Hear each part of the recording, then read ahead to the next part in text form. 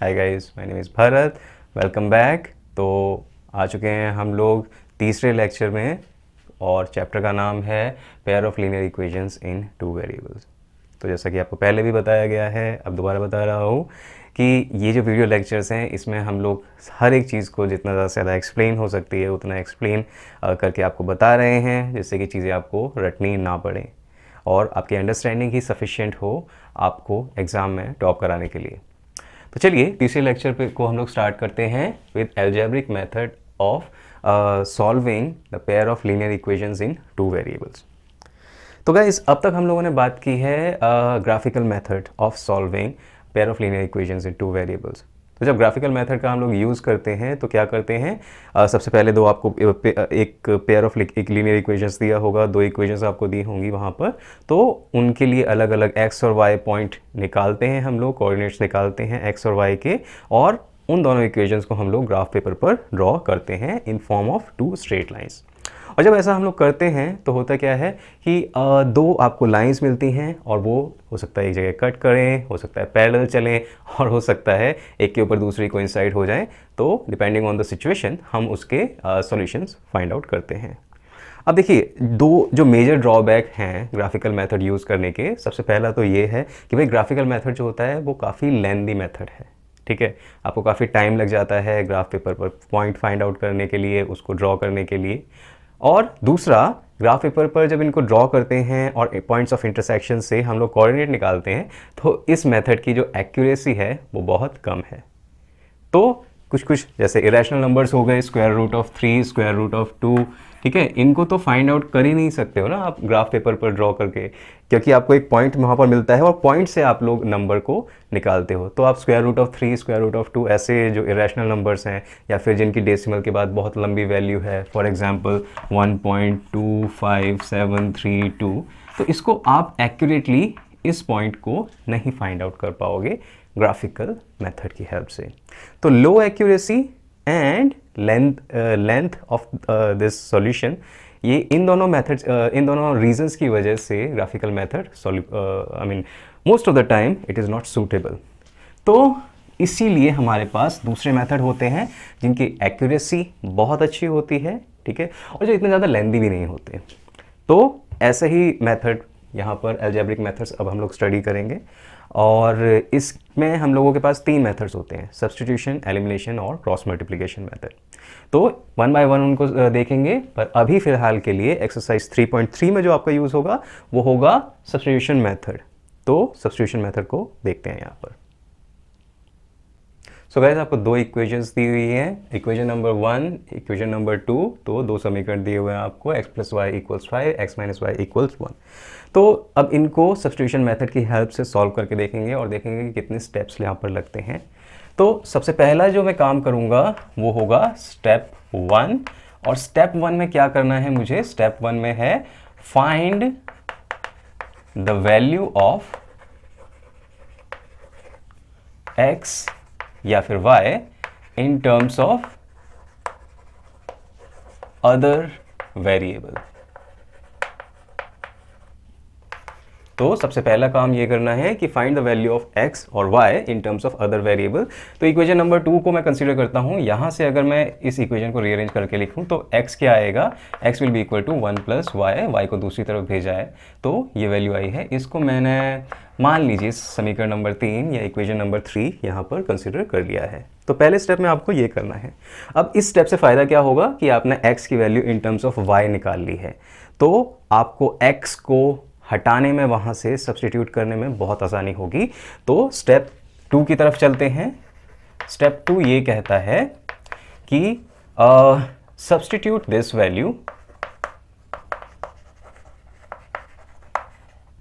Value of x और y। तो चाहे आप x की वैल्यू निकालो या y की वैल्यू निकाल लो, ये जो वैल्यू है आपकी आई हुई, इसको आप इन अदर इक्वेशन ठीक है, तो इस वैल्यू को आप दूसरी इक्वेशन में वहाँ पर रखो। अब देखो दूसरी इक्वेशन से मतलब क्या है, सबसे पहले ये समझ लीजिए।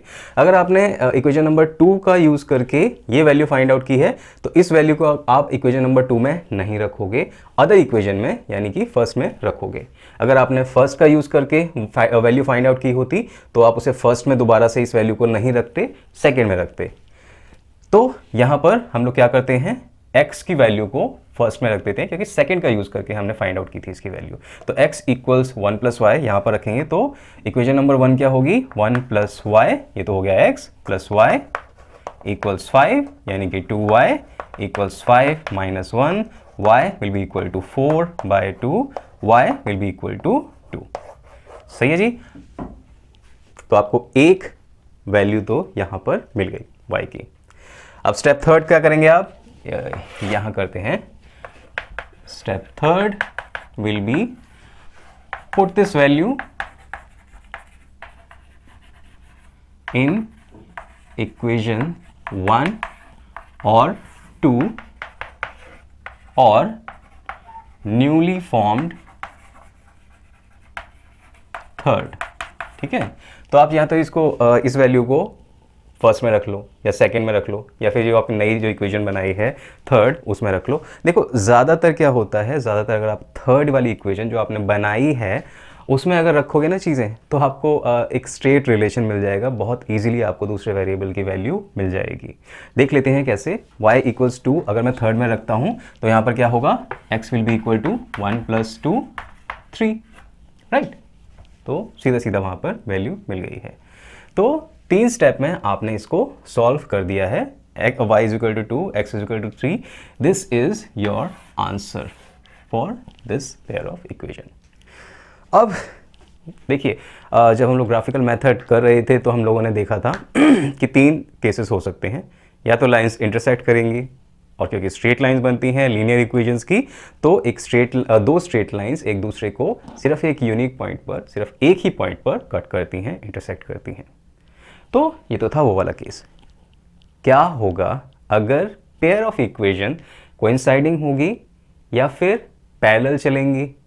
तो उस केस में जब नो सॉल्यूशन या इन्फिनिटली मैनी सॉल्यूशंस निकलेंगे तब क्या होगा, ये दिखाने के लिए सब्स्टिट्यूशन मेथड से ही सॉल्व करके देखते हैं एक दूसरी पेयर ऑफ इक्वेशंस को। तो ये वाली हम लोग ले रहे हैं यहाँ पर।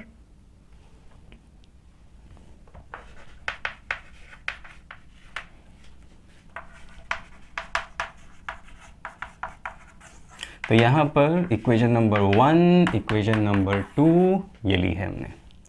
सो इक्वेशन नंबर 1 एंड 2 ये इन्फिनिटली मैनी सॉल्यूशंस देगी। देखकर ही आपको पता होना चाहिए कि अगर आप इस इक्वेशन को 2 से मल्टीप्लाई कर देंगे तो ये आएगी, इसको 2 से डिवाइड कर देंगे तो ये आएगी, दोनों एक ही फॉर्म है।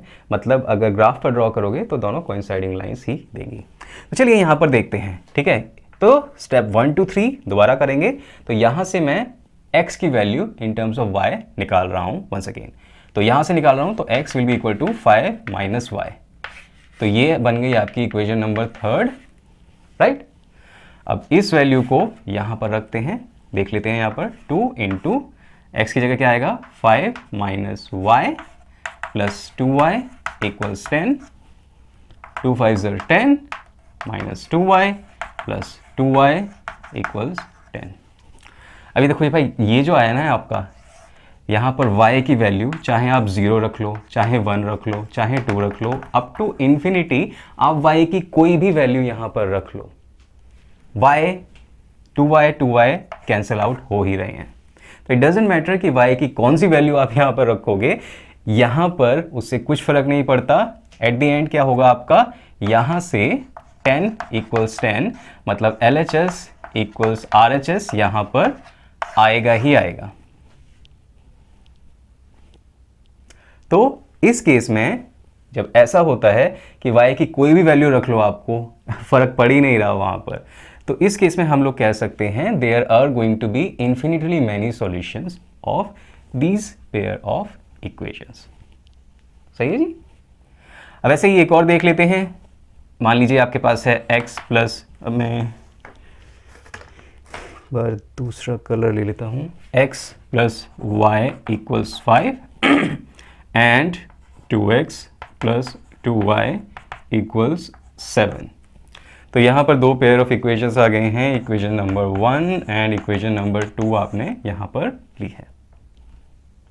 तो अब वंस अगेन इससे हम लोग x की वैल्यू निकालते हैं इन टर्म्स ऑफ y, तो x will be equal to 5 minus y. इस वैल्यू को इसमें नहीं रखेंगे क्योंकि इसी से फाइंड आउट करिए, तो सेकंड वाली में रखेंगे, इसको मान लेते हैं इक्वेशन नंबर 3। तो यहाँ पर x is equal to 5 minus y अगर इसमें रखेंगे तो 2 into 5 minus y plus 2y equals 7। Okay, 2 5 are 10 minus 2y plus 2y equals 7। अब यहाँ पर आप y की वैल्यू 0 रख लो, 1 रख लो, 2 रख लो, 3 4 5 अप टू इन्फिनिटी आप y की कोई भी वैल्यू रख लो, इससे ये कैंसिल होगा ही होगा। और बचेगा क्या यहाँ पर 10 which is not equal to 7। मतलब कहने का ये है कि आप y की चाहे कोई भी वैल्यू रख लो, यहाँ पर कभी भी left hand side right hand side के इक्वल आएगा ही नहीं। और जब ऐसा होगा तो आप कुछ भी करके इस कंडीशन को इक्वल नहीं कर सकते हो, LHS को RHS नहीं बना सकते हो। और जब ऐसा हो रहा होता है तब y की चाहे कोई भी वैल्यू रख लो, ये कंडीशन ट्रू होगी ही नहीं, left hand side right hand side के इक्वल आएगा ही नहीं। और x की चाहे कोई भी वैल्यू रख लो तब भी सेम ही रहेगा। तो इस केस में हम लोग कहते हैं यहाँ पर no solution will be obtained for such pair of linear equations. और यहाँ पर क्या थे, यहाँ पर थे इन्फिनिटली मैनी सॉल्यूशंस। चाहे कुछ भी वैल्यू रख लेते तब x मतलब left hand side right hand side के इक्वल आ ही रहा था। सही। तो अब देखो एक और चीज़ है कि यहाँ पर जब हम लोगों ने देखा था ना, तो अगर रेशो देखें A1 A2 का, तो A1 by A2 1/2, B1 by B2 1/2, C1 by C2 1/2, right. और अगर यहाँ पर देखें A1 by A2 is equal to B1 by B2 but they are not equal to C1 by C2। तो ये वही पुरानी वाली कहानी रिपीट हो रही है, जहाँ पर हम रेशोज़ की हेल्प से डिटरमाइन करते थे कि नो सॉल्यूशन आएगा, इन्फिनिटली मैनी सॉल्यूशंस आएंगे, या फिर एक यूनिक सॉल्यूशन आएंगे, राइट। तो इस हिसाब से हम लोग सब्स्टिट्यूशन मेथड का यूज़ करके फिगर आउट करेंगे सबसे पहले कि no solution, infinitely many solution या फिर यूनिक सॉल्यूशन आएंगे, और फिर उसके बाद हम लोग निकालेंगे भी उसको। सो एक्सरसाइज 3.3 पर पहुंच चुके हैं। एक्सरसाइज 3.3 का फर्स्ट क्वेश्चन ये कह रहा है कि आपको कुछ पेयर ऑफ लीनियर इक्वेशंस दिए हुए हैं और आपको इनको सॉल्व करने हैं सब्स्टिट्यूशन मेथड का यूज़ करके। अब भाई सारे तो एक बार बोर्ड पर सॉल्व नहीं कर पाएंगे, सो दो दो या तीन तीन करके एक बार सॉल्व करके देख लेते हैं। तो चलिए ये वाला उठाते हैं, इक्वेशन नंबर 1 एंड 2 यहाँ पर दी हुई है आपको। Equation number 2 x minus y equals 4 से हम लोग x की value in terms of y निकाल लेते हैं, और ये हम लोग मान लेते हैं इक्वेशन नंबर 3। और अब इसको हम लोग रख के देखते हैं इन इक्वेशन नंबर 1, क्योंकि सेकंड से हमने वैल्यू फाइंड आउट की है, सेकंड में रख नहीं सकते वहाँ पर। तो x को x की जगह ये रखते हैं, तो क्या आएगा, सॉरी यहाँ पर प्लस आएगा क्योंकि यहाँ पर माइनस है इसलिए। तो यहाँ पर क्या होगा 4 + y, ये तो x को रिप्लेस कर गया, y इक्वल्स 14, तो 2y will be equal to 14, और ये 4 उस तरफ चला जाएगा -4, y will be equal to 10, 2 division में आ जाएगा। तो y इज इक्वल टू 5 यहाँ पर आ गया। और अब इस y इज इक्वल टू 5 को अगर आप फर्स्ट में रख दो, सेकेंड में रख दो, या फिर थर्ड में रख दो। थर्ड में हम लोग रखेंगे क्योंकि मैं पहले ही बता चुका हूँ सबसे बेनिफिशियल और सबसे ईजी यही होता है। तो x की वैल्यू क्या आएगी भाई, यहाँ पर y इज इक्वल टू 5 रखने पर 4 + 5 = 9। तो x is equal to 9, y is equal to 5, ये हो गया इन दोनों इक्वेशंस का सॉल्यूशन। करेक्ट है। आगे बढ़ते हैं। तो नेक्स्ट वाले में ये कह रहा है s minus t is equal to 3। तो यहाँ से हम लोग इक्वेशन 1 से हम लोग फाइंड आउट कर लेते हैं s की value in terms of t, तो वो कितना आएगा 3 + t, राइट। थोड़ा सा ऐसे स्टाइलाइज कर देते हैं, इसको फ़र्क पता लग जाएगा। तो अब s की जगह 3 + t रख देते हैं भाई यहाँ पर। ये था हमारा equation number 3 once again. Okay, ऊपर वाला क्वेश्चन अलग है, ये वाला अलग है। तो यहाँ पर 3 + t, divided by 3 plus t by 2 is equal to 6।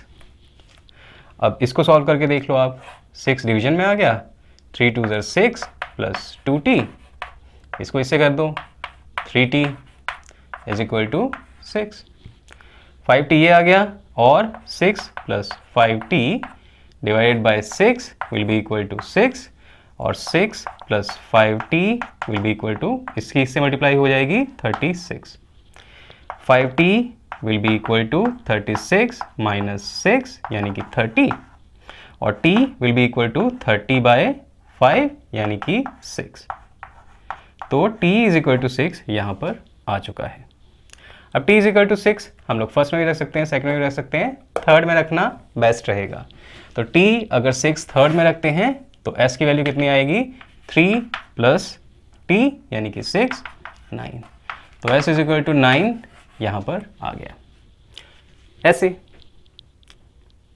चलिए अब थर्ड वाले में 3x minus y is equal to 3 है, 9x minus 3y is equal to 9 है। अगर आपने पहले वाले रेशियोज़ वाला जो पार्ट था, रेशियोज़ कंपेयर करके बताना वहाँ पर कि इन्फिनिट मैनी सॉल्यूशंस होंगे, नो सॉल्यूशन होंगे या यूनिक सॉल्यूशन होंगे, अगर वो ध्यान से करा है और आप चीज़ों को ऑब्जर्व कर सकते हैं अच्छे से, तो आपको देखने से ही पता लग रहा होगा कि ये दोनों सेम ही इक्वेशन है।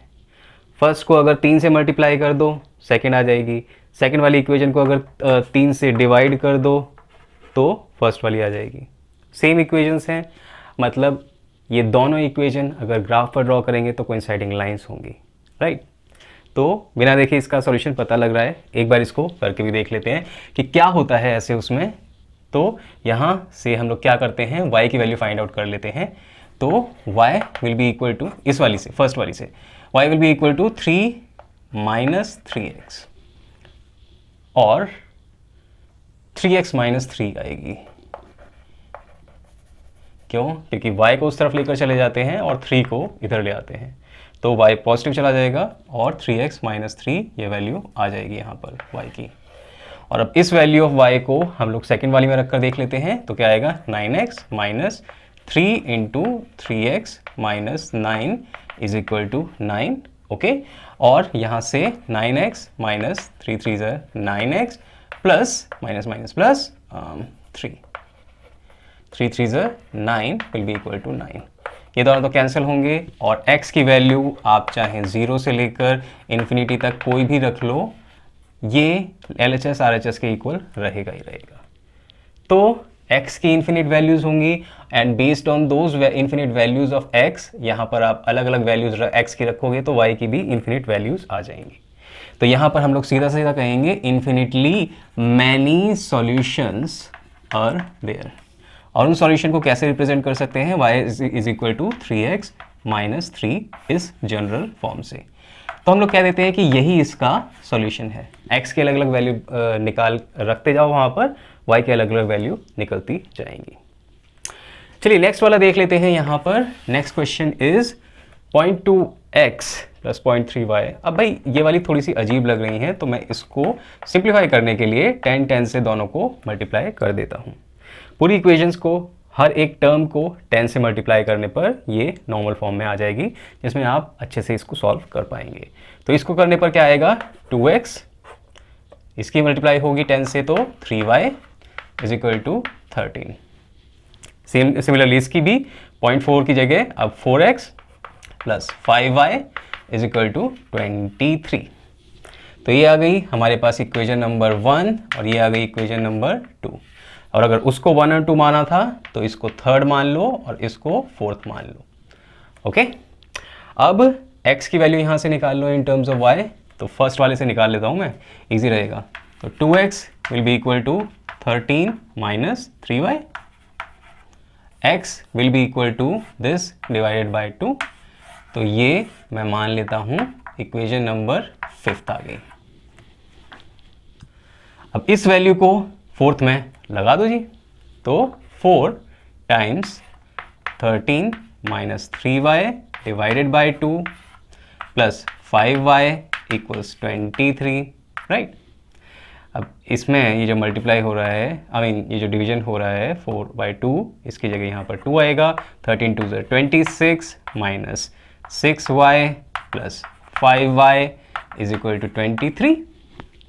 26 को उधर भेज देते हैं, माइनस का हो जाएगा 23 माइनस 26 और 6 माइनस और माइनस का 6y प्लस का 5y माइनस का y, तो y will come out to be minus y will be equal to minus 3 and y will be equal to, यहाँ से ये कट जाएगा 3 और y is equal to 3 यहाँ पर आप इक्वेशन में रख सकते हो, फर्स्ट में भी, सेकंड में भी, थर्ड में भी, फोर्थ में भी, मैं फिफ्थ में रखूँगा क्योंकि यही हमारी न्यूली फाउंड इक्वेशन बनी थी। यहाँ पर रख देते हैं y is equal to 3, तो x की वैल्यू कितनी आएगी भाई 13 minus 3 into y is equal to 3 divided by 2, x will be equal to 13 minus 9 divided by 2, x will be equal to 4 by 2 और 2, तो x is equal to 2, y is equal to 3, ये value आ गई आपकी equation की। Okay, चलिए अब ये e और f वाले के लिए एक बार फिर से बोर्ड रब करते हैं और फिर देखते हैं इनको। चलिए फिफ्थ वाली इक्वेशन को देख लेते हैं, square root of 2x plus square root of 3y is equal to 0। तो इक्वेशन नंबर 1 से अगर मैं x की वैल्यू निकाल लेता हूं तो square root of 2x will be equal to minus का स्क्वायर रूट ऑफ 3y और x will be equal to minus का square root of 3 square root of 2 into Y. तो ये वाली मैंने ले ली इक्वेशन नंबर 3 क्योंकि इसको फर्स्ट माना और दूसरी वाली को सेकंड माना मैंने। तो चलिए अब इस वैल्यू ऑफ x को, क्योंकि मैंने फर्स्ट से फाइंड आउट की है, तो सेकंड वाली में रखते हैं। तो क्या होगा, square root of 3 into minus का square root of 3 divide by square root of 2 into Y, square root of 3x तो ये हो गया, माइनस का square root of 8 y will be equal to 0। तो एक काम करते हैं, जब इन दोनों को मल्टीप्लाई करेंगे तो माइनस का 3 by square root of 2 y minus का square root of 8 y will be equal to 0 आएगा। अब भाई इसमें से अगर मैं y कॉमन ले लेता हूँ यहाँ पर, तो अंदर क्या बचेगा, माइनस का या फिर माइनस का ही y कॉमन ले लेता हूँ, तो अंदर क्या बचेगा 3 by square root of 2 plus square root of 8 will be equal to 0। और यहाँ से अगर इसको पूरे को 0 के डिवीजन में लेकर जाओगे तो y इज इक्वल टू 0 आएगा आपका। अब y इज इक्वल टू 0 आप फर्स्ट में भी रख सकते हो, सेकंड में भी, मैं थर्ड में रखूंगा। तो x की वैल्यू क्या आएगी भाई, माइनस का square root of 3 square root of 2 into 0। x will be equal to 0, y will be equal to 0। This is going to be your solution. तो ये तो था भाई सेकंड लास्ट क्वेश्चन का। अब लास्ट वाले के लिए मुझे लग रहा है थोड़ा सा स्पेस ज़्यादा चाहिए होगा। तो 3/2x minus 5/3y is equal to -2, ये है इक्वेशन नंबर 1। तो यहाँ से एक बार काम कर लेते हैं, पहले एलसीएम ले लेते हैं। तो क्या होगा, 9x minus 10y will be equal to -2। 6 को इधर लेकर जाएंगे तो ये 9x minus 10y will be equal to -12 आ जाएगा, and 9x will be equal to 10y minus 12 and x की वैल्यू दिस डिवाइडेड बाय 9। तो एक स्टेप कम कर दिया मैंने, तो ऐसे x की value 10y minus 12 divided by 9 आ गई यहाँ पर। अब यहाँ ये मैंने फर्स्ट से निकाली थी x की वैल्यू, सेकंड में रख कर देखेंगे। तो x/3 plus y/2 is equal to 13/6 है यहाँ पर। तो x की जगह ये रखेंगे 10y minus 12 divided by 9 divided by this whole thing divide by 3 plus y/2 is equal to 13/2। Okay, अब कहीं पे भी ऐसा होता है कि एक फ्रैक्शन के डिवीजन में कुछ आ जाता है, तो इसके नीचे डालो 1 और इसको इन्वर्स करो, यानी कि 3 है तो 1/3 करके इस पूरे से मल्टीप्लाई करते हैं। तो ये ट्रिक आपने लोअर क्लासेस में भी पढ़ी होगी, देखी होगी। तो पहले तो ये लिखा और इसके नीचे जो डिवीजन में था उसके नीचे मैंने 1 लगाया और अब इन्वर्स करके उसका ऐसे मल्टीप्लाई कर डाला, तो चीज़ें आसान हो जाती हैं। 13/6। तो अब यहाँ पर देख लेते हैं भाई, 9 3 27, 10y minus 12 divided by 9 3 27 plus y/2 is equal to 13/6। Okay, इसको यहाँ पर लेकर जाएंगे, इसके इससे मल्टीप्लाई करेंगे। 10 2 20y, 2 की इससे मल्टीप्लाई करी, minus 24, right, 2 2 24 plus 27 y divided by 54, this will be equal to 13/6। अब भाई यहाँ पर 6 और 54 ये कॉमन मल्टीपल है यहाँ पर, और अगर देखेंगे कि 6 9 54 होता है, तो यहाँ से 6 9 54 कर देते हैं, यहाँ पर 1 आ जाएगा, यहाँ पर 9 आ जाएगा, और फिर 9 को वहाँ पर ले जाते हैं मल्टीप्लाई के लिए। 20y 27 बाय यानी कि 47y minus 24, that will be equal to 13 9 117। तो 47y minus 24 is equal to this much.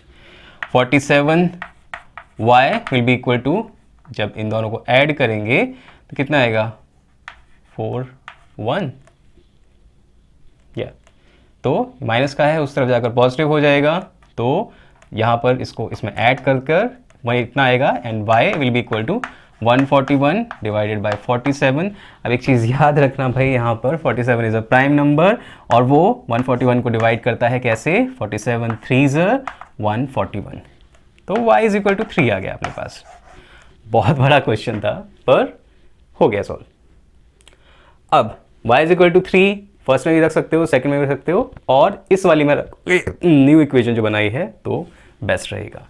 तो x की वैल्यू क्या आएगी भाई, यहाँ से y इज इक्वल टू 3 रख दो यहाँ पर, 10 इंटू 3 माइनस 12 डिवाइड बाय 9, तो x की वैल्यू कितनी आएगी, 30 माइनस 12 डिवाइड बाय 9, तो कितना हो गया ये, 30 माइनस 12 18 डिवाइड बाय 9, तो x will be equal to 2, तो x is equal to 2, y is equal to 3, ये आ गया इसका सॉल्यूशन। ओके, क्वेश्चन बड़ा था, मज़ा आएगा जब ऐसे बड़े क्वेश्चंस करोगे तो, क्योंकि इसमें एक तो बार बार एरर के चांसेस भी ज़्यादा रहते हैं, और जब आप करते हो तो आपको लगता है कि हाँ आप कुछ एक्चुअल में कर रहे हो। ओके, चलिए, this question number 1 is complete. Question number 2 की तरफ मूव करते हैं, जो कि इसी हिसाब का है, सब्स्टिट्यूशन मेथड वहाँ पर यूज़ करेंगे हम लोग। तो चलिए क्वेश्चन नंबर 2 को देख लेते हैं। क्वेश्चन नंबर 2 यहाँ पर दिया हुआ है, एक पेयर ऑफ इक्वेशंस आपको दिया हुआ है यहाँ पर, और आपको ये बोला है कि यहाँ पर m की ऐसी वैल्यू निकालिए, इनको सॉल्व करना पड़ेगा ऑब्वियसली, x एंड y की वैल्यू निकालनी पड़ेगी पहले, और उसके बाद m की ऐसी वैल्यू निकालनी है जिसके लिए y is equal to mx plus 3 के इक्वल हो।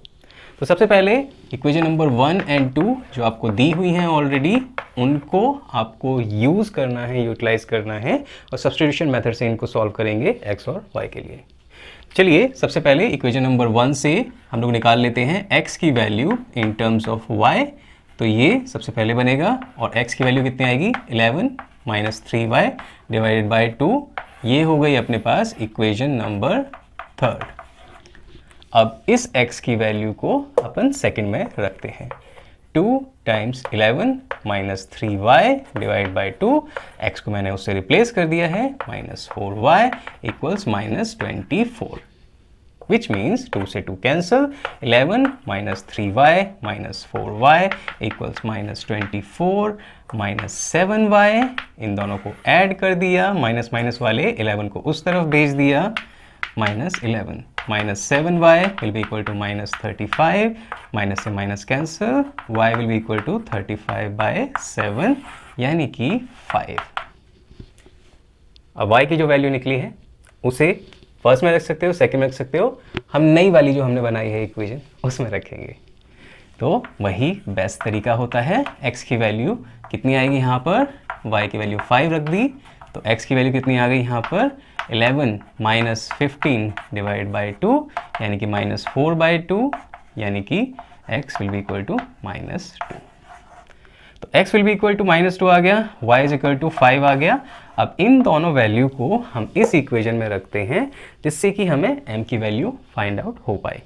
तो y is equal to 5, m into x कितना है, माइनस 2, प्लस 3, यानी कि -2m will be equal to 5 minus 3, 2 will be equal to minus 2 by m and m will be equal to 2 by minus 2 और -1 will be equal to m। यही तो हमें find out करना था यहाँ पर। तो for m is equal to -1 y will be equal to mx plus 3। तो ये था सेकंड क्वेश्चन। चलिए अब पढ़ते हैं थर्ड क्वेश्चन की तरफ, जिसके बहुत सारे पार्ट हैं। Okay, so guys question number 3 कर रहे हैं अब हम लोग एक्सरसाइज 3.3 का। इसके जैसे मैंने बताया बहुत सारे पार्ट हैं। तो फर्स्ट पार्ट जो है वो ये कह रहा है the difference between two numbers is 26 and one number is 3 times the other, find the number.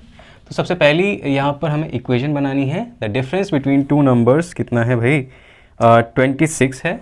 तो late numbers be x and y where x बड़ा नंबर है y से, ठीक है। देन x में से अगर y को सब्ट्रैक्ट कर रहे हैं तो 26 आ रहा है। ये फर्स्ट कंडीशन वहाँ पर दी हुई है। और सेकंड कंडीशन दी हुई है कि one number is 3 times the other. तो ऑब्वियसली जो बड़ा नंबर होगा वही छोटे नंबर का 3 times होगा। तो x is equal to 3 times y, ये भी दिया हुआ है वहाँ पर। तो इसको सॉल्व करके अपने को नंबर बताने हैं। अब देखो यूजुअली तो हम लोग क्या करते हैं कि x की value in terms of y निकालते हैं, लेकिन यहाँ पर ऑलरेडी वो काम हमारे लिए आसान किया हुआ है कि x is equal to 3y दिया हुआ है। तो सेकेंड वाली इक्वेशन से x की वैल्यू उठाकर इसमें रखते हैं तो क्या आता है अपने पास 3y माइनस y इक्वल्स 26, यानी कि 2y equals 26, y will be equal to 13। तो स्मॉलर नंबर जो आ गया अपने पास 13 आ गया। तो अब y इज इक्वल टू 13 को इसमें रख दो या इसमें रख दो, वहाँ पर से आपको x की वैल्यू आई जाएगी। तो x is equal to 3 times 13, तो x will be equal to 39। तो x इज इक्वल टू 39 मतलब this one is the bigger number. तो यहाँ पर आंसर आप लिख सकते हैं the smaller number will be 13 and the bigger number will be 39। Okay, चलिए नेक्स्ट पार्ट की ओर बढ़ते हैं और इसे रब करते हैं। तो सेकंड पार्ट में ये कहा हुआ है the larger of to supplementary angles exceed the smaller by 18 degree. अब भाई सप्लीमेंट्री एंगल कौन से होते हैं? तो सप्लीमेंट्री एंगल वो होते हैं जिनके मिलने पर अगर x और y दोनों एंगल हैं तो x और y मिलकर 180 डिग्री बनाएंगे। तो सप्लीमेंट्री एंगल बताकर उसने पहली इक्वेशन तो अपने को ये क्लियर कर ही दी है। और सेकंड वाली क्या बोला है उसने, the larger of the supplementary angle exceeds the smaller by 18 degree. तो ये इसने यहाँ पर बोल दिया है कि अगर लार्जर वाला x है तो ये स्मॉलर वाले से 18 डिग्री बड़ा है। So this is the second thing, right. तो अब हम लोग x की value in terms of y अपने को ऑलरेडी वहाँ पर दी हुई है। Put this value of x here, तो यहाँ से x रिप्लेस हो जाएगा, ख़त्म हो जाएगा, तो y रह जाएगा वहाँ पर। तो y प्लस 18 प्लस y, क्योंकि x की जगह ये रख दिया आपने, और 180 डिग्री के इक्वल है, यानी कि 2y will be equal to 180 minus 18। तो y will be equal to, ये कितना आएगा 162 डिवाइडेड बाय 2। तो अगर इसको करेंगे तो 81। तो y will be equal to 81 degrees, x will be equal to, y की वैल्यू यहाँ पर रख सकते हो, यहाँ पर रख सकते हो, तो मैं सेकंड वाले में रखूँगा, ईजी है, 81 प्लस 18 डिग्रीज, तो 99 degree will be the value of second angle. तो इस हिसाब से आप क्वेश्चन को सॉल्व कर सकते हैं, राइट। चलिए थर्ड पार्ट पर बढ़ते हैं। तो क्वेश्चन नंबर 3 ये कह रहा है the coach of a cricket buys 7 bats and 6 balls for 3800, later she buys 3 bats and 5 for 715। तो भाई यहाँ पर अज्यूम कर लो सबसे पहले let per unit cost of a bat is equal to x rupees and ball is equal to y rupees. अब यहाँ पर कहा है उसने कि 7 बैट्स एंड 6 बॉल्स, तो कंडीशन 1 ये कह रही है भाई 7 बैट्स एंड 6 बॉल्स उसने कितने के खरीदे हैं 4800, राइट, 3800, एंड ये तो वही इक्वेशन नंबर 1। एंड एक और उसने कंडीशन दी हुई है कि भाई 3 बैट्स एंड 5 बॉल्स उसने 1750 के लिए हैं। 3 बैट्स एंड 5 बॉल्स उसने 1750 रुपीज़ के या लिए हैं। तो अब इन इक्वेशंस को जो दो दी हुई हैं आपको इनको सॉल्व करना है। तो सबसे पहले तो भाई यहाँ पर एक काम करते हैं, x की नहीं y की वैल्यू निकाल लेते हैं इन टर्म्स ऑफ x इस वाली इक्वेशन से। तो 6y will be equal to 3800 minus 7x and y will be equal to 3800 minus 7x divided by 6। Okay, तो यहाँ से आपको y की वैल्यू आ गई, ये रही आपकी इक्वेशन नंबर 3। और अब इधर से y की वैल्यू आपने यहाँ पर पुट कर देनी है। तो क्या होगा यहाँ पर 3x प्लस 5 टाइम्स y। अब y कितना आ रहा है भाई 3800 minus 7 times x divided by 6 will be equal to 1750। Okay, 3x plus 5 की से मल्टीप्लाई कर दो, कितना आएगा 0 0 40 1900 divided by 6 minus 35 x divided by 6 that's equal to 1750। Okay, अगर इसको ले लेते हैं 3 से 18x minus 35x divided by 6 that will be equal to 1750 minus 1900 divided by 6। Okay, तो अब क्या करें, अब एक काम कर लेते हैं, इसको इससे मल्टीप्लाई कर ही देते हैं, ठीक है।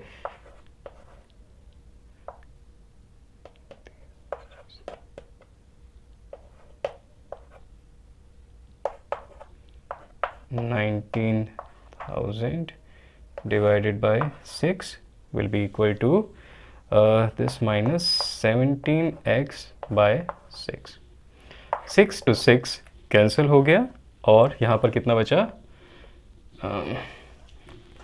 जस्ट अ मिनट, थोड़ा सा इधर हटाना पड़ेगा इसको। तो यहाँ पर minus 17x will be equal to, ये कितना आएगा 0 0 5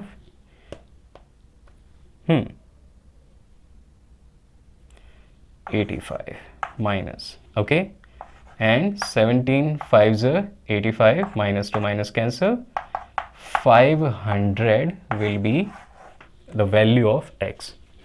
तो भाई x आ गया अपने पास 500। अभी x की वैल्यू 1 में रखो, 2 में रखो या फिर इसमें रखो, एक ही बात है, हम इसी में रखेंगे क्योंकि मोस्ट इजी यहाँ पर रहता है। तो y की वैल्यू कितनी आएगी भाई 3800 माइनस 7 5s 3500 डिवाइडेड बाय 6। तो y की वैल्यू कितनी आएगी, ये आ गया 300 बाय 6 और 50। तो 50 रुपीज़ का एक बॉल है, 500 रुपीज़ का एक बैट है। तो ये हो गया इसका सॉल्यूशन। वैसे कि क्वेश्चन थोड़ा सा लंबा हो जाता है अगर वहाँ पर मल्टीप्लिकेशन और एडिशन थोड़ा सा मुश्किल हो जाते हैं या बड़े हो जाते हैं। तो कोई घबराने की ज़रूरत नहीं है, दिमाग ठंडा रखते हुए आप हमेशा यही काम करेंगे और इसी टाइप से करेंगे तो चीज़ें आसान होंगी। चलिए नेक्स्ट क्वेश्चन की तरफ मूव करते हैं और बोर्ड रब करके हैं। ओके, तो पार्ट 4 कर लेते हैं इसका। A taxi charges in a city consist of some fixed charge together with the charge of the distance covered. तो भाई ये रही आपकी टैक्सी और ये टैक्सी जितना चलती है उसको हम लोग डिवाइड करते हैं 2 पार्ट में। तो फिक्स्ड चार्ज जो है वो है कि भाई आपने एक बार टैक्सी ले ली तो आप चाहे 0 किलोमीटर चलें, आपने एक बार टैक्सी ले ली तो आपको बैठने के बाद ये चार्ज आपको पे करने ही पड़ेंगे। तो ये किलोमीटर्स वगैरह पर डिपेंड नहीं करते हैं और ये चार्ज फिक्स चार्ज हैं जो कि x मान लिए हैं हमने। उसके बाद आप जितने किलोमीटर ट्रैवल करेंगे ना इस टैक्सी में बैठकर, तो उतने ही आपको पर किलोमीटर के हिसाब से चार्ज देना पड़ेगा, जो कि y रुपीज़ पर किलोमीटर है। तो इस हिसाब से चलती है टैक्सी है, इस हिसाब से इसका रेंट जो है वो कैलकुलेट किया जाता है। अच्छा तो सॉरी चार्जेस के कैलकुलेट किए जाते हैं, नॉट रेंट। तो ये कह रहा है कि 10 किलोमीटर के लिए जो चार्जेस हैं वो हैं 105 रुपीज़ और 15 किलोमीटर के जो चार्जेस हैं वो है 155। तो हमने ये एज्यूम कर लिया let fix charges be x and per kilometre charges be y rupees per kilometre. तो फॉर 10 किलोमीटर डिस्टेंस, तो भाई अगर 10 किलोमीटर की जो डिस्टेंस है उसके लिए चार्ज क्या होंगे, फिक्स्ड चार्ज प्लस कितने किलोमीटर वो चला है 10 किलोमीटर, 10 मल्टीप्लाइड बाय पर किलोमीटर जो चार्ज थे y, और ये कितने के इक्वल आ रहा है, ये 105 रुपीज़ के इक्वल आ रहा है। ये बन गई अपनी इक्वेशन नंबर 1। सही है। ऐसे ही उसने ये बोला है कि अगर 15 किलोमीटर आप ट्रैवल करो तो भाई ये जो फिक्स चार्ज है वो तो देना ही पड़ेगा आपको, और 15 किलोमीटर आपने ट्रैवल करा है तो 15 मल्टीप्लाइड बाय जो पर किलोमीटर उसका चार्ज बनता है y रुपीज़ पर किलोमीटर, वो आप जब पे करते हैं तो 155 रुपीज़ बनते हैं इस टैक्सी के चार्जेस। तो ये दिए हुए हैं। अब अपने पास दो इक्वेशन है, उन्हें सब्स्टिट्यूशन से सॉल्व करते हैं। तो इधर से वैल्यू ऑफ x निकाल लेते हैं। तो x in terms of y क्या होगा, x will be equal to 105 minus 10y, equation third मान ली अपने। अब इसको हम लोग पुट करते हैं सेकंड वाली में, x को रिप्लेस कर दो, तो 105 minus 10y plus 15y will be equal to 155, right. तो इसको उधर भेज देंगे और इन दोनों को सब्ट्रैक्ट कर देंगे, तो यहाँ पर बचेगा 5y will be equal to 155 minus 105 that is equal to 50 which is equal to 5y, y 50/5 यानी कि 10 रुपीज़ आ गया। तो जो पर किलोमीटर चार्ज है ना भाई, वो 10 रुपये पर किलोमीटर या 10 रुपीज़ पर किलोमीटर के हिसाब से चार्ज दे रहे हैं। y की इस वैल्यू को फर्स्ट सेकंड में नहीं रखेंगे, थर्ड में रखेंगे, इजी वही है। तो x कितना आ जाएगा भाई, x आ जाएगा 105 माइनस 10 टाइम्स y 10, यानी कि x आ गया अपना 105 माइनस 100 और 5 रुपीज़। तो जो फिक्स चार्ज आपको बैठने के बाद देना है टैक्सी में वो देना है 5 रुपीज़, चाहे टैक्सी 0 किलोमीटर ही चले। और उसके बाद पर किलोमीटर, जितना किलोमीटर आप डिस्टेंस ट्रैवल करोगे उस हिसाब से आपको y रुपीज़ पर किलोमीटर के पे करने हैं, यानी कि 10 रुपीज़ पर किलोमीटर के पे करने हैं। This is the answer. अभी नेक्स्ट क्वेश्चन ये कह रहा है कि आपके पास एक फ्रैक्शन है और अगर उस फ्रैक्शन के न्यूमरेटर डिनोमिनेटर में 2 ऐड कर दो तो फ्रैक्शन कितना बन जाता है 9/11, और अगर 3 ऐड कर दो दोनों में तो 5/6 रह जाता है। फ्रैक्शन कैलकुलेट करो। तो एज्यूम करते हैं let fraction x by y, तो x हो गया उसका न्यूमरेटर, y हो गया उसका डिनोमिनेटर। तो फर्स्ट कंडीशन ये कह रही है कि भाई x में भी 2 ऐड कर दो और y में भी 2 ऐड कर दो, तो फ्रैक्शन क्या बन जाता है, फ्रैक्शन बन जाता है 9/11, राइट। तो इसको अगर और सिंप्लीफाई कर लेते हैं थोड़ा, इसको इससे और इसको इससे मल्टीप्लाई करके थोड़ा सा सिंप्लीफाई करते हैं चीज़ें, 11x plus 22 will be equal to 9y plus 18, 11x minus 9y equals 18 minus 22, तो 11x माइनस 9y इक्वल्स कितना आएगा, माइनस का 4। तो ये आ गई इक्वेशन नंबर 1। अब सेकेंड कंडीशन में वो ये बोल रहा है कि भाई सेकेंड कंडीशन में अगर 3 ऐड कर दो दोनों में, x प्लस 3 कर दो और y प्लस 3 कर दो, तो ये वाला जो फ्रैक्शन है वो हो जाता है 5/6। अगेन थोड़ा सिंप्लीफाई करने की कोशिश कर देते हैं इसको, तो ये क्या हो जाएगा भाई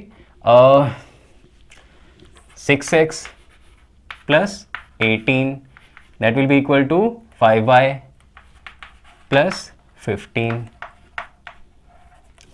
अब 6x minus 5y will be equal to 15 -18, यानी कि 6x minus 5y will be equal to minus of 3, minus का 3।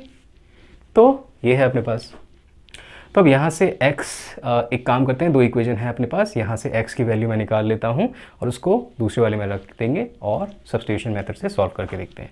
इधर से ही निकाल लेता हूँ मैं, तो इधर से x की जगह y की निकालता हूँ, y को उधर 3 को इधर, तो 5y will be equal to 6x plus 3, y will be equal to 6x plus 3 divided by 5। ये आ गया अपना इक्वेशन नंबर फर्स्ट, ये था सेकंड, ये फोर्थ और ये वाला मैंने बनाया फिफ्थ। ठीक है जी। तो अब इसमें से y की वैल्यू को यहाँ पर रख देता हूँ, तो कितना आएगा भाई, 11 times x minus 9 times 6x plus 3 divide by 5 equals minus का 4, राइट। तो 11x, 11 की जगह इसको मल्टीप्लाई कर देते हैं ना, 55x minus 9 6 54x minus 27, that is यहाँ पर डिवीजन में आ गया 5 माइनस का 4। तो ये जब दोनों कटेंगे यहाँ से तो बचेगा x minus 27 will be equal to, इसको दूसरी तरफ मल्टीप्लाई कर देते हैं तो माइनस का 20, तो x will be equal to 27 minus 20, x will be equal to 7। और अगर x 7 आ गया तो इसकी वैल्यू को भाई यहाँ पर रख दो, तो y कितना आ गया, 7 times 6 plus 3 divided by 5, okay, तो 9 वैल्यू आ गई y की। तो भाई फ्रैक्शन क्या बना, फ्रैक्शन बना x बाय y यानी कि 7 बाय 9। तो ये आ गया अपना आंसर, ओके। चलिए अब एक काम करते हैं, नेक्स्ट पार्ट की तरफ बढ़ते हैं, जो कि आई थिंक लास्ट वाला पार्ट है। सो लास्ट पार्ट में ये कह रहा है 5 years hence Jacob's age will be 3 times of his son's. 5 years ago his age was 7 times that of his sons. तो calculate their ages. तो भाई सबसे पहले let Jacob's age be x and son's age be y, right? तो अब ये कह रहा है इसकी जो present age है, these are present age. So present age तो हो गई इनकी ये। तो अब ये कह रहा है कि भाई 5 साल पहले की अगर बात करें तो इनकी एज क्या होगी, x माइनस 5 और y माइनस 5।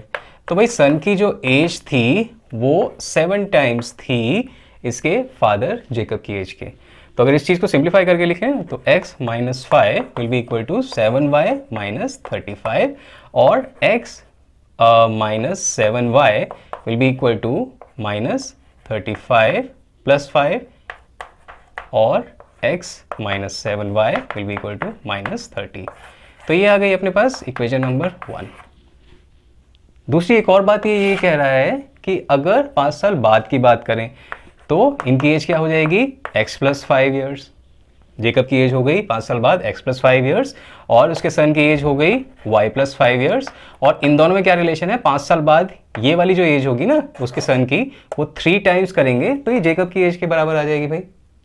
तो x plus 5 will be equal to 3 into y plus 5। तो अगर इसको सिंप्लीफाई करके लिखें तो x plus Y 3y plus 15 आएगा, x minus 3y will be equal to 15 minus 5, x minus 3y equals 10 आएगा। ये है इक्वेशन नंबर 2। दो कंडीशन दी हुई हैं आपको और हर बार जब भी आपको एज का क्वेश्चन आता है दो कंडीशन दी होती हैं, या तो प्रेजेंट और पास्ट की दी होंगी या प्रेजेंट और फ्यूचर की दी होंगी या फिर पास्ट और फ्यूचर की दी होंगी। ठीक है, तो ऐसे ही करके दो कंडीशंस के अकॉर्डिंग आपको दो इक्वेशन बनानी है। अब इक्वेशन नंबर 1 और 2 अगर इन दोनों को देखें तो मैं इक्वेशन नंबर 2 में से सब्स्टिट्यूशन लगाता हूँ और x की value in terms of y निकालेंगे तो x will be equal to 10 plus 3y। तो ये है इक्वेशन नंबर 3। और इस वैल्यू ऑफ x को मैं यहाँ पर रखता हूँ, तो 10 plus 3y minus 7y, x की जगह वो रखा है माइनस 7y इक्वल्स माइनस 30 के, यानी कि minus 4y will be equal to minus 30 minus 10 minus y will be equal to, यहाँ से क्या आएगा माइनस 40, डिवीजन में क्या आएगा 4, तो माइनस से minus cancel, y is equal to 10। तो प्रेजेंट एज जेकब के सन की है y, यानी कि 10 ईयर्स। अब इस वैल्यू ऑफ y को मैं यहाँ पर रखता हूँ, तो x की वैल्यू क्या आएगी 10 प्लस 3 टाइम्स 10 यानी कि 40। तो उसके फादर की एज क्या है प्रेजेंट 40 ईयर्स, राइट। तो यही कैलकुलेट करना था ना, राइट। तो यही कैलकुलेट करना था अपने को, ये कैलकुलेट कर लिया। तो as Jacob's age will be 40 years and his sons age is 10 years. इसी के साथ हमारी ये वाली जो एक्सरसाइज है वो आई थिंक ख़त्म हो गई है। अब इसके अलावा उसमें कुछ बचा नहीं है। तो अब हम लोग नेक्स्ट जो करेंगे एक्सरसाइज 3.4, उसके लिए एलिमिनेशन मेथड करेंगे, और ये करेंगे हम इस वीडियो में नहीं, नेक्स्ट वाली वीडियो में। तो आज की वीडियो को यहीं समाप्त करते हैं। इस वीडियो में सिर्फ इतना ही आप लोगों के लिए। नेक्स्ट वीडियो में मिलते हैं। My name is Bharat. Keep studying guys, see you in the next video.